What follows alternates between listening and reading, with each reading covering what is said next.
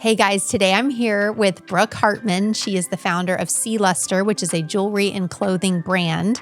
We're going to talk about what it's like starting a business in your 20s, how the brand has evolved over time, and now that she's a mom, how she's juggling motherhood and being a business owner.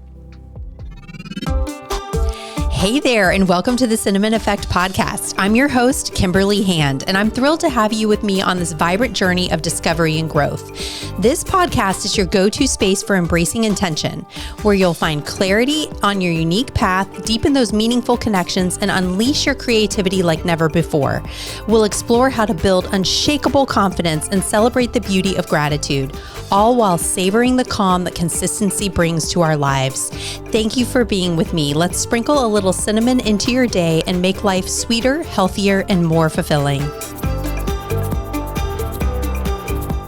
Welcome to the podcast, Brooke. Thank you. It's an honor to be here. Oh, so happy I finally got you on. I feel like I kind of reached out to you a couple times about this, or when I would see you, I would always say, come in, come and do it. Life is busy, as you know. Yes. Yes, you have a baby. I sure do. And how old is he? He'll be 2 in May. Oh, okay. Yeah. Oh my gosh, the twos. Oh, he's a busy boy. Busy, yeah. He keeps us busy, yes. So we know each other because we met when we were picking out my husband's wedding band. Yes. So that was at least I know 16 years ago.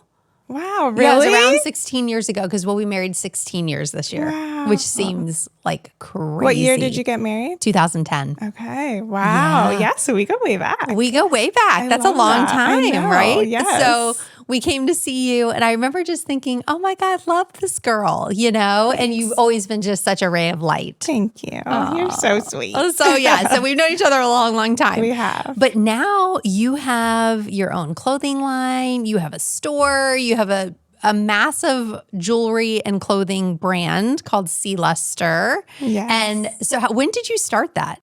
So I started it in 2013. Okay. And I was still working at the jewelry store where we met. Yeah. And I decided to leave there after 2 years and kind of just give it up my all and see where I can take it. So what did that look like in the very beginning? Terrifying. You leave your job, right? Terrifying. I loved my job. It was cushy. I got to do what I want. I learned a lot.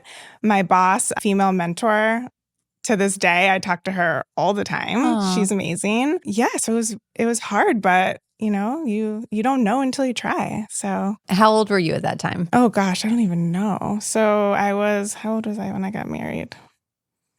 I was 26. Yeah, I was gonna say you were young. Yeah, you were younger than me for sure. I was 27. You're 5 years younger than me. Yes. Yeah. We just established because you just said you turned 40. I did. And I said, welcome to the best decade. Honestly, I'm ready for it. Yeah, which is, I feel like, not typical for women to feel ready for 40. Yeah. Yes, but I am. I wasn't scared and I'm not. I'm just looking forward to what this decade brings. Yeah, it's like, what is there to be scared of? It's like, if you're not living, you're dying. And that's the alternative. 100%, so yes. You have to embrace it and just move forward. Totally. Yes. I think it always helps me because my husband he turned 50. Did he? Yeah. So he's 5 years older than me. And so he gets the hard ones before I do. Yeah. And I'm always like, what I've got working for me is that I'm still younger than you are. Yes. I think that's how I was with Eric. I watched him turn 40 and he was not okay with it. And I was like, why? Come on. Yeah. Join the club. Yeah. Do it. Yeah. You're good. Yeah. So you leave your job, you're in your 20s, you're making jewelry, right? Because it just started as a jewelry brand. So we just started with pearls. Mm-hmm. So I learned the business, learned the industry, fell in love with pearls, and I wanted to make them a way that I wasn't seeing in the industry. So that's tying them on leather, string, kind of taking something that's really stunningly gorgeous that you normally see on a dressier piece of jewelry and kind of making it a little bit more boho, a little bit more everyday. Mm-hmm. So started doing that. I sold them in the store that I worked at. And then people I feel like the moment I knew is when people would come into the store to buy it that I didn't know. Wasn't my family, wasn't my friends. Right. Like people were like gravitating like towards my case and I'm like, oh my gosh, they really like it. So that was really awesome. Fast forward, I got married in 2015. We took a 2-month sabbatical where we traveled Southeast Asia, Tahiti, went to the pearl farms, went on a buying trip, Australia. And I told my boss at the time, I said, listen, I'm coming back. I love my job, but I need to do this. So we came back. I went to work for like 2 weeks and I was like, I can't. I have to do Sea Lustre full time.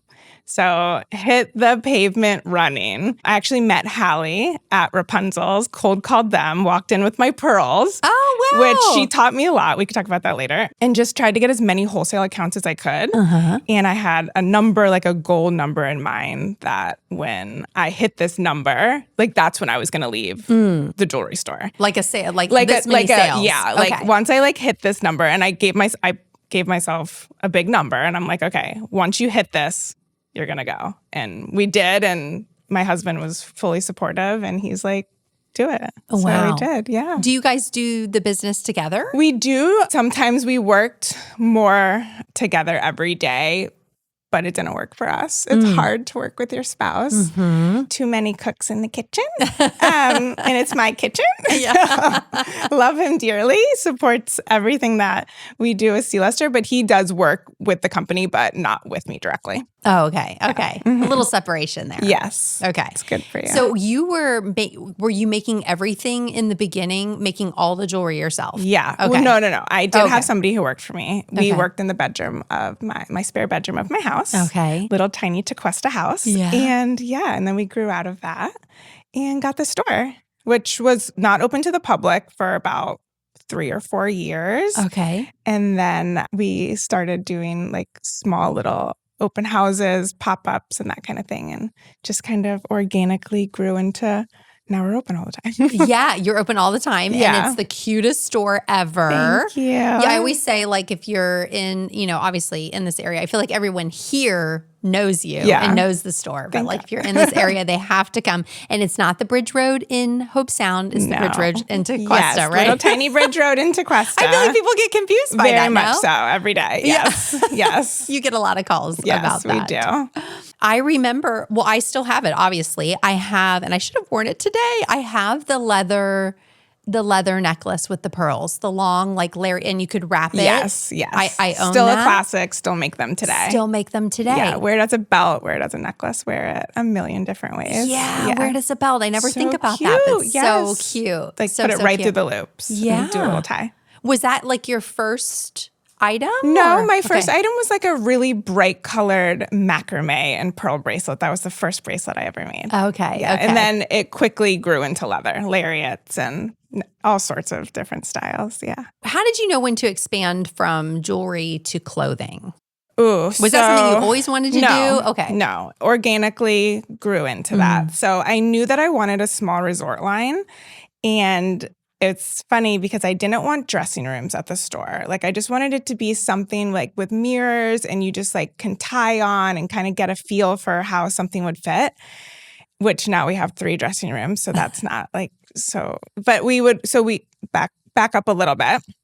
My husband has friends that live in Bali, so we traveled to Bali often, and I started researching and asking our friends about clothing manufacturers. So we met with a few that really didn't align with the brand and with the style that I was going for. So the following summer when we went back, I found the manufacturer that I still work with today, one of them. And so we've grown tremendously with the clothes. It outgrew the jewelry, which I never foresaw happening. Oh, really? Yeah. And I'm very passionate about both of them. I love jewelry and I also now love my clothing. But it's just something that I didn't see coming.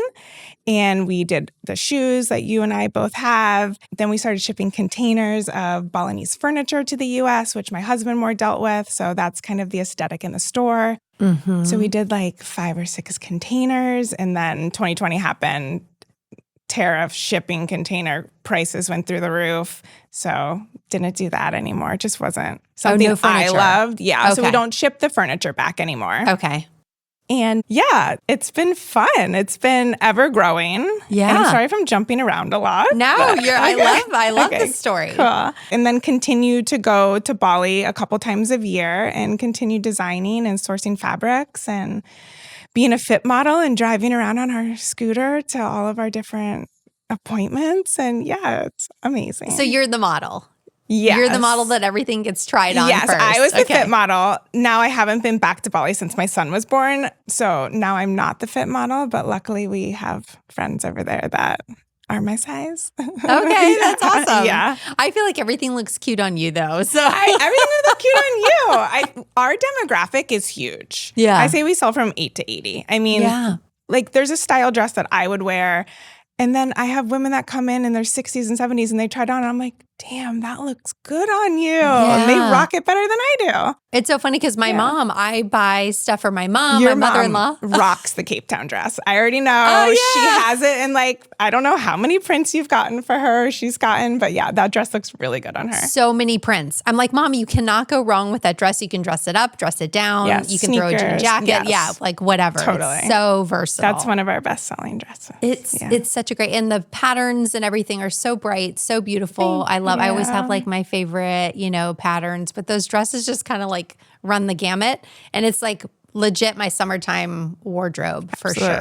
Like that is what I'm living in and wearing and going to the Bahamas in. And, all so of that. we want you to want to pack our pieces in your luggage. And if you're not going somewhere, we want you to feel like you're on vacation in our pieces, whether it's jewelry or clothing. It's just a really beautiful, flowy resort brand that I'm just so proud of where we're at with it. What do you feel like the future is? Because you have expanded into different things. Like, what do you? I wish I could tell you, like, I know exactly. Like, I'll be completely honest. Being an entrepreneur is hard. And there's some days where, like, I'll stay up at night and research franchising. And then the next week, I'm like, you know what? I'm going to sell it. I'm not going to sell it for the record. Okay. But it's hard. It's hard because I have crews right now. I have a wonderful team in place at the store and remotely. And I don't know exactly. Yeah. But and that's okay. That's okay. Yeah. It's totally okay. It's evolving, but you're still enjoying the process of it all. Yes. Yeah. Yeah. Absolutely. I was saying actually off the mic that what do you do? I've been having like kind of a week, but like, what do you do on the days that you don't want to like show up? You don't want to be a business owner. Yeah, you can't. That's not an option. Not an option. No, that's not, you can't, unfortunately. And what I said earlier is you need to carve out time for yourself. So however you can fit that into a morning while everybody's still sleeping, or maybe if you're a night person, staying up like a little bit later and like doing something for yourself. Like it could be leaving the house. It could be like this morning I was up at 5:30. I got coffee. I went to the gym. I went to the store. I went to the beach. And I went home at 8 and I showered and now I'm here. Hey, that's a lot. You did a lot. But I had to. Yeah. Like I was awake and I was like, okay, it's me time. So you just get it while you can. Yeah. I know a lot of moms do the getting up really early so that they can carve out that time. It's hard. I get up a little early, but I don't get up early enough to really do a whole lot. I normally wake up at 7:30. Oh, you do? Okay. I'm not a morning person. Okay. No. This morning you had a little extra pep in your step. This week I've been up a few times doing that and I kind of like it. Yeah. So, yeah. Believe it or not, when I started meditating like on the regular, I think my brain got like some rest to where I felt like I didn't need to sleep as much. I know that sounds strange, but like, I feel like I need to really get back to that routine because that helped me out a lot. I've never meditated. You haven't? No. Wow. I just don't think my brain can shut off. What do you do to relieve stress? I don't. I You guess. don't? But you seem like you honestly seem pretty chill. Oh, by my assessment of you, knowing you for I'm not. You're no chill. Sometimes I go to the gym, and I feel like that's really helped me. In the last 6 months, I've been taking time to work out, walks, the gym. I've been doing a little program on my phone, so I feel like that's really helped me a lot. Yeah. But just going outside, honestly. Like yesterday morning, didn't want to do anything. Like you're saying you didn't really want to be the boss today, go to work, do all, not today, but yeah. So I actually went to the store, picked up one of the girls, brought them to the warehouse where we hold all of our inventory and all of like my jewelry making supplies and just kind of like my office. Cause I know if I brought her there, then we're going to get things done. And I'm not just going to be like, twiddling on my phone or like think, Yeah. So she's maybe holding you accountable. Yeah. So I should have done it like 3 hours earlier because the first 3 hours of the day, I don't really know what happened. Yeah. What is the designing process like? Because you are designing for seasons. Yes. What is that like? What does that entail? Well, in the jewelry side of things, just whatever makes me happy, to be honest, because there's really no season for jewelry. Jewelry's doesn't matter. I mean, color-wise, maybe we'll go a little bit more neutrals in the fall and summer's a little bit brighter. But besides that, whatever makes me happy. And then clothing-wise, the design process, all of our clothes are made in Bali. All of our fabrics are made in Bali. So it's a 12-hour time difference. So at 8:30 at night, I go back to work for a little while, just communicating with everybody on making sure everything's getting done. So we start with prints. So we have a print textile designer out of Brazil that we've been working with recently. So we have exclusive Sea Lustre prints where we used to buy fabrics from one of the largest fabric factories in Bali.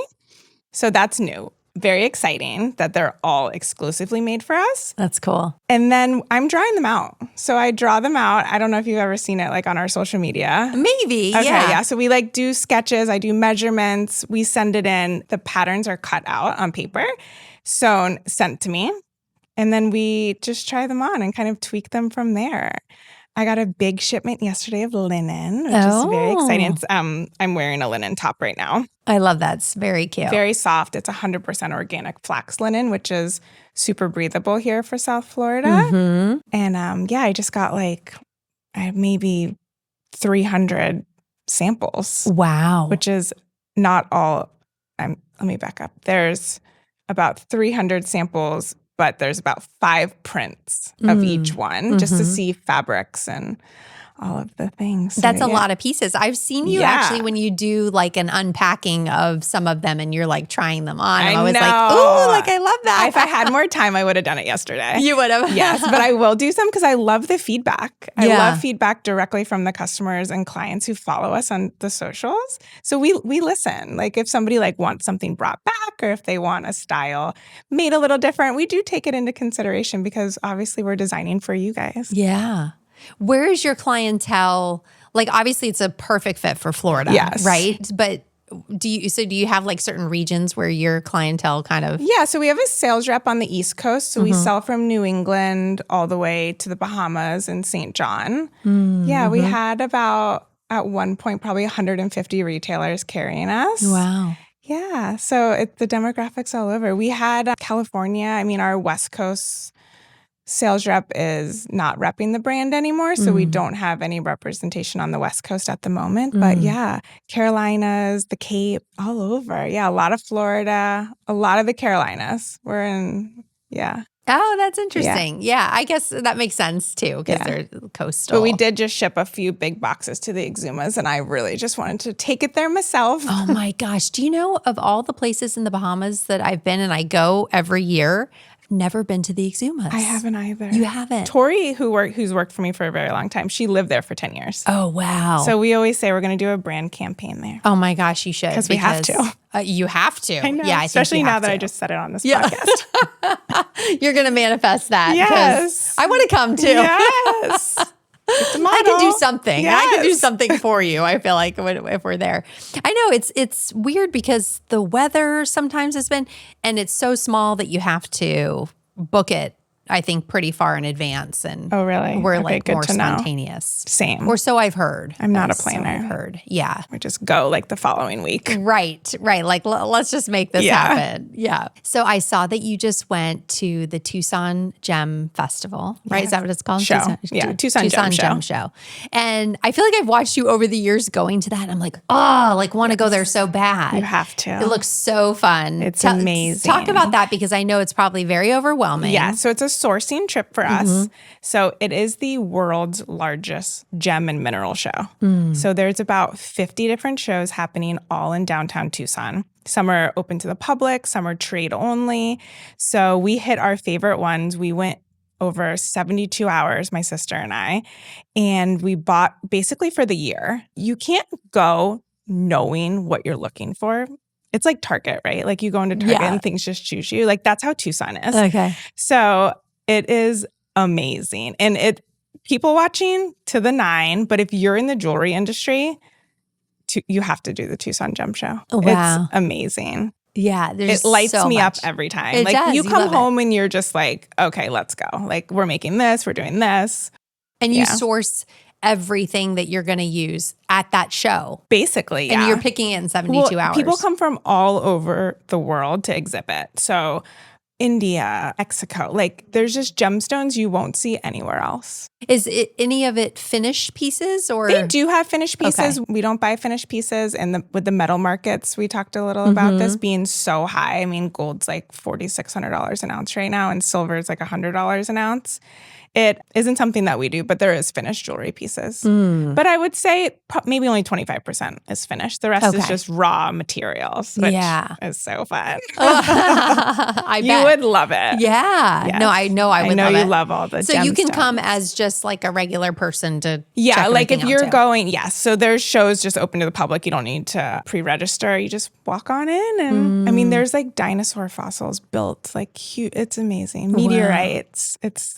I want wild. like some cool like crystal. Oh, I want some like turquoise. Like you have a turquoise ring on. I'm like, okay, I need that. Like, where'd you get that? You said it was an oldie. Yeah, well, it's a mine from Arizona. It's just not from this trip. I had this whole thing where, and maybe you can tell me about this, where I started wearing turquoise and I feel like when I wear it, it lights me up. Like I feel this extra power or something that I didn't have. Yeah. I don't have it on today. I should have worn something more interesting, I feel like, for you. But I wanted to go to like a turquoise mine. Like I've heard of the Sleeping Beauty mine, right? But I don't think, I think maybe you could go, but now you can't, or it's closed or something. There are mines all over Arizona. And I'm sure that there's tours or something that I don't honestly know. Yeah, it's like when I choose something, I feel like I'm very intentional. And so when I choose something, I want to like know everything about it. And I want to like go visit the source. Yes, totally. That's kind of how I am. Yeah. So there is a booth there of turquoise. And we recently had a turquoise trunk show with a friend of mine that we sold jewelry to, and she had a store in New Jersey. So I kind of been watching the turquoise market a little bit more than I normally would. And these booths were packed with people buying. And I'm like, what's happening in the turquoise industry right now? What is happening? It's having maybe a moment. It's having a moment. And I'm here for it. So we ended up buying some, and we'll incorporate our pearl designs into it. And I already have a couple ideas, which is great. Well, I have to be. I know. I have to come. I know. See. I wish I made them before this. I would have shown you. I know, right? I need to see. But yeah. What is your favorite stone? Ooh, I mean, do I have to say pearls because we're Sea Lustre? I mean, but yeah, it is. That's how Sea Lustre was born. Yeah, I remember working at the jewelry store, and a vendor came in, a rep, and he laid out on a table hundrds of strands of Tahitian pearls. And I was just enamored. And I'm like, oh my gosh, I have to get one of these. And at the time I was 19. They started at like $1,200 a strand. And I just saved, girl. I saved and I saved. And then finally I got one of his strands, and I still wear it to this day all the time. Yeah. Oh, I love that. Yeah. So that's how we started. Wow. Yeah.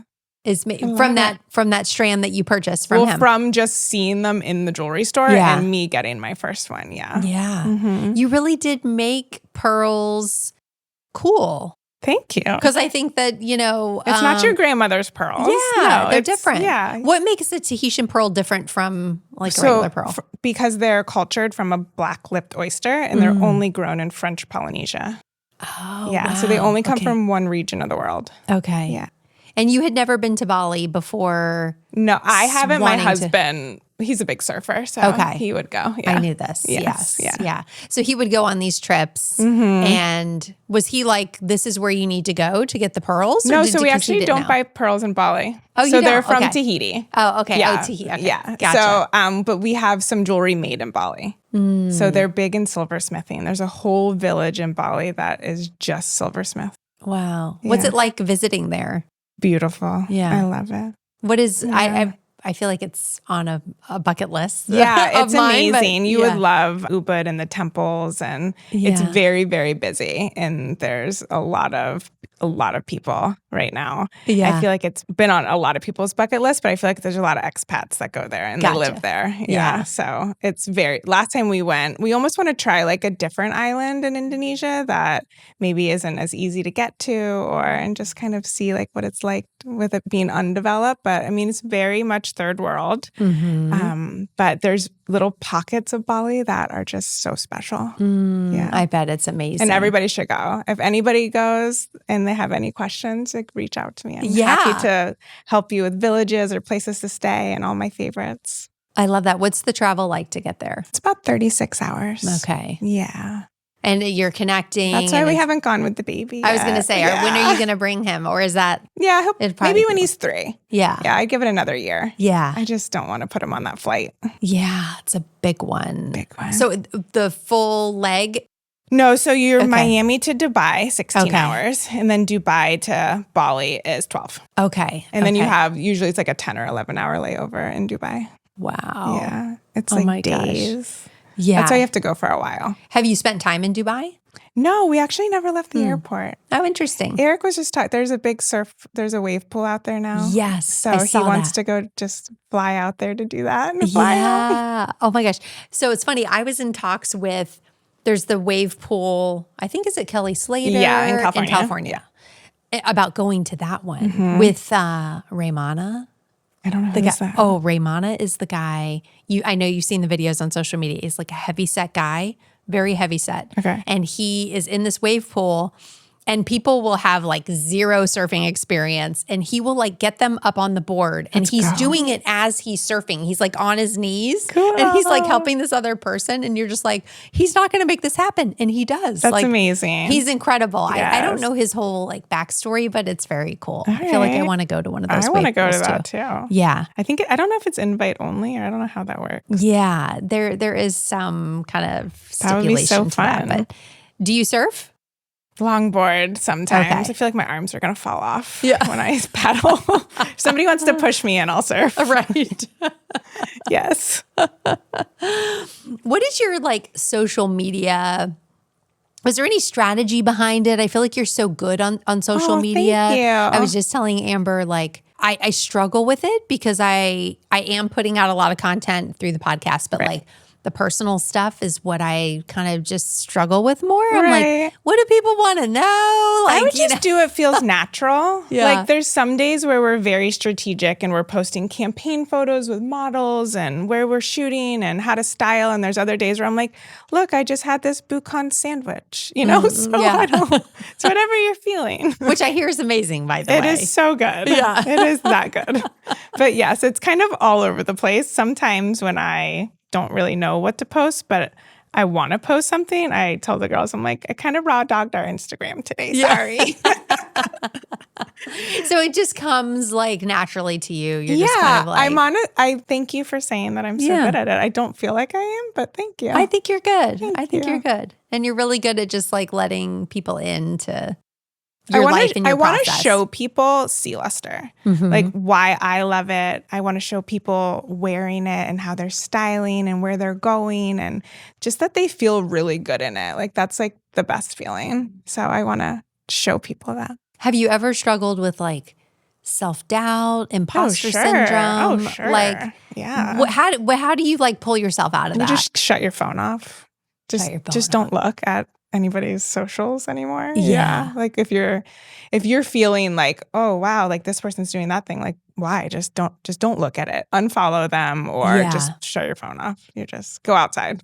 That's so true. Like looking at social media sometimes is like, you just think everyone's doing it better than you are. Yeah, I know. And I mean, we don't have that many followers with Sea Lustre.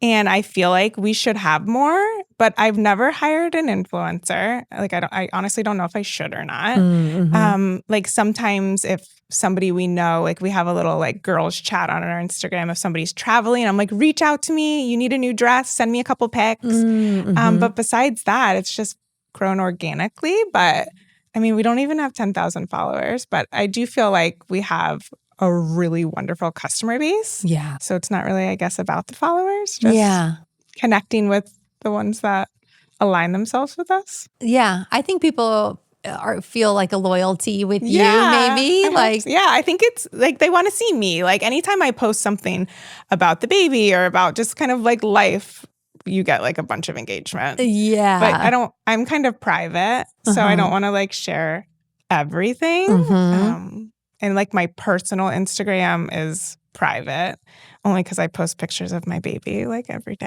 Yeah. Oh, yeah. I know it's hard. It's hard to be like, it's a fine line. I'm going to let you in, but I'm also going to keep this to myself. Yeah. There's some days where I want to share everything and other days where I'm like, no, I'm going to keep this close to the cuff. Yeah. What'd your husband think about that? Like, does he care? Is Not he at like, all. No, he's he doesn't even look at it. Yeah. No. He's like, whatever you need to do. I know my husband is not on any social media. Eric is, but I don't know. Maybe we don't show up on his algorithm. I don't know. You're like, you're not populating here. I'm not like a vintage truck or something. I don't know. That's what he's into. Yeah. He likes to. Yeah, he builds them. We're like talking about him. I know. He won't listen. It's okay. I know. He won't listen. No, my husband will. And I'm like, hey, I did talk about you a little bit, And he's like, okay, whatever. Funny. Nice. Do you remember when so we chose the wedding band with you. And then I'll never forget, it was a couple years into our marriage and he came in from fishing and he was like, babe, you're going to kill me, but I lost my wedding band. And I was like, you did? Like, how did this even happen? He's like, I don't know. I had it on this morning. I went fishing. Now it's gone. Yeah. We like looked around, didn't find it. Called? Were you still working there at the time? I vaguely remember this, vaguely but I remember feel this like my memory's really bad now. So we called you and we were like, hey, David lost his ring, whatever. So we ordered another one. I think you had said like the band had been discontinued or something. It's like, I seem to remember this. We ordered another one. And then I want to say before it came in, like a couple weeks later, I hear him yelling in the garage. And I'm like, what just happened? He found it. And it was we had an outdoor like freezer, like in the garage. And the ring, I guess when he was getting ice to like go fishing, the ring had slid off in the ice. Makes sense. Your finger gets smaller when it's cold. Yeah, and it was like packed in the ice. Oh and my he was gosh. Like, I got it. So does he have two bands now? Did we get the other band? No, I think we canceled it. We canceled the band, but then I got to spend the credit. It was like a credit. This was a win. Yes. So I ended up getting, I think like a ring or something. Yes, it worked out in my favor, I guess. It did. That's a win. No, thank goodness he found his band. I know. I always thought it was funny. But he actually doesn't wear it because he wears like a rubber. Like a silicone one? Yeah. Which that was like never a thing. And then now I feel like everybody all the guys wear that, right? Yeah. Until those break and then he gets another one. Right. Yeah. Oh my gosh. Well, good. Thank God I found it. I know. He found it. What is the part you hate about entrepreneurship the most? That I hate about it. I mean, I don't want to be negative. But, no, I know. I'm trying to think. What do I hate about it? Holding all the answers, I would say. Yeah. What do you love the most? Oh, gosh. I just love when people walk out of the store or the dressing room. You know what I love? When I go out, which I never go out. We obviously we have an almost 2-year-old, so we don't go out that often. But you see somebody in your clothes. Yeah. So yesterday at Publix, I was like running through Publix really quick, and I saw 2 girls in the cutest Sea Lustre outfits. Here I am in my gym clothes, which obviously comfortable, easy to put on when you're running around, right? But these girls look so put together. I was like, dang, I need to really step my game up here. Did you talk to them? No. Or no? Okay. No. One was checking out and one was like down an aisle. But I was like, ooh, she's wearing the Drifter, which is like one of our best-selling skirts. Don't you want to say to her, like, hey, that's me? No, I don't. I told you that. I'm like an introvert. I feel like I would want to. One time at Utiki, after I had a martini, I like made went up into the sand to a table and I was like, hey, I really like your dress. And that's all I said and walked away. And Eric's like, you're so weird. And I was like, she needed to know. But not that it was my dress. Not that I made it. Yeah, right? Just like compliment her on it. Yes. No, I always get compliments. And actually brings me to a story when it brought me a new friend wearing a Sea Lustre dress. And I'll tell you the story. Yes. I was coming out of a massage at the Lane Spa, and I see just the back of another woman in a Sea Lustre, and I'm wearing a Sea Lustre. Okay, so we came out of the thing, and I want to say the massage therapist said, "Oh, look, you guys are like," she could tell, she knew you guys are wearing like the same thing. So she kind of turns around, and it's Lauren Thomas. Yes. Modern Hippie Table. Yes. And I had seen her, I think in like Jupiter magazine or something like that, but I did not know her. Yeah, she published a book. She's been on the podcast twice. Cool. But I did not know her at that time. And I said, oh, you look so familiar to me. And then I realized I follow her on social media and I saw that I saw her in this article or whatever.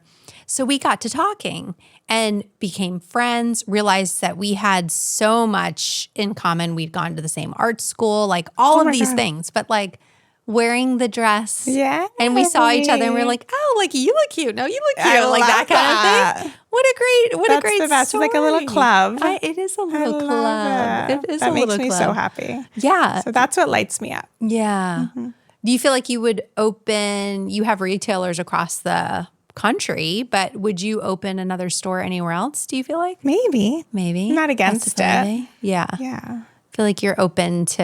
I am open. A lot of Sea Lustre's growth happened very organically. I feel like I keep saying organically. So yeah, like some days I find myself on LoopNet. No, what is LoopNet? It's like business. Oh, yeah. So it's a real estate, it's like commercial properties for lease and for sale. So if you were to lease out a building somewhere, that's how I found the space that we're in now. Which is a great space. Yeah. So, and you can look all over the world. Yeah, actually I have heard of LoopNet. Yeah. Yeah. So some days I'm like, just find myself on there. Yeah. Seeing what's out there, just educating yourself. Yeah. Just staying any particular location. No. Just kind of wherever. Yeah. I'm like, I don't want to say. I know. I'm feeling like I don't want to say. I don't know. Yeah. But nothing's off the table. Yeah. I'm open. Very cool. I love the whole story. Is there anything you want to leave the audience with today about Sea Lustre, about you, about starting a business, about being a female, about being a mom and entrepreneurship? Oh my gosh. Yeah. I've had a lot of chats with different women about starting something or making a change or just doing what feels right. And they ask me like, how do you know? Like, how do you start it? And the one thing like I always like to say, because I feel this like in my core, is don't wait for the perfect situation because it's never going to show itself. So if you're feeling a certain way about starting something or making a change in your life, just know that there's no perfect time. Like there's no perfect logo, there's no perfect building, there's no perfect business model that's going to make you feel like, okay, I'm ready. You just do it and you figure it out along the way because that's literally what we did. Yeah. And here we are. And there you are. Yeah. Progress over perfection. 100%. Would you say you're a perfectionist? Yes. Yeah. I'm total type A. Yeah. How do you kind of stop that? Ooh, what's been a large success for Sea Lustre over the last, when I started my IVF journey to get pregnant, so it's 3-4 years, is hiring the right team and having S&Ps in place because that has helped us tremendously with me not feeling like everything's kind of on me and explaining everything and hiring just a wonderful team that is better than you at what you're doing. Yeah. Yeah. Yeah. So get someone smarter than I know. Than trying to you replace myself at Sea Lustre. Yeah. Not the design aspect because I love that. But yeah, just having the right team and staff and group girl gang. Yeah. It's all females. Yeah. Except for besides hubby. Eric. Yeah. He's like, whatever.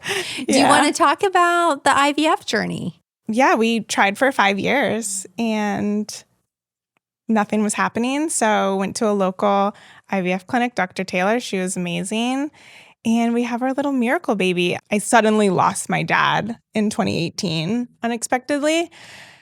And just navigating like the darkest time in my life with my 4 siblings. I had been married 3 years already and not getting pregnant. And I just knew right then, I'm like, I want to have a family.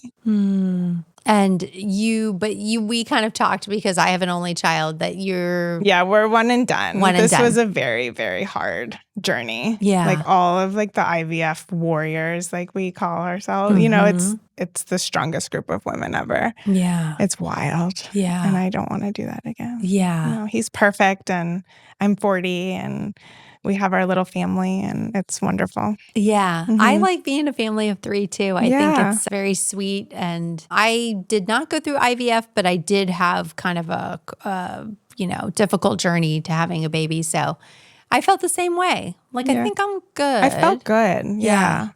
No regret of like, no. Not at all. No, you were good. Yeah. Yeah. Great. He's great. Yeah. So if you're struggling with infertility, I think it's just the most wonderful resource. Yeah. Is there anything that helped you during that time? Like anything in particular, like you could refer people to? No, I'm not really a planner. Yeah. So I just kind of went, I made the appointment. We went there. We just kind of did exactly textbook what she told us. And I didn't deep dive on the infertility or the IVF or why or the what ifs. I joined a Facebook group for like 5 minutes and I kept seeing like all of these like doom and gloom, like really scary things happening to all of these women. And I removed myself from the group because I just didn't want to. I don't know if that sounds naive and I'm sorry if it does, but there's a lot of women that go through a lot of scary things and it's literally terrifying. And the what ifs can kill you, you know? So I just did exactly what they said and tried to put my mind in the right state and eat good and exercise and just do it. And just do it. Sometimes too much information, I think, is not the best. No, I agree with you. Yeah. Shut it off. Shut off the phone. Shut off. Yes, you see my MO. You're like, what happens if you don't want to show up? You just show up. Yeah. You just show up and you shut off the phone. Yeah.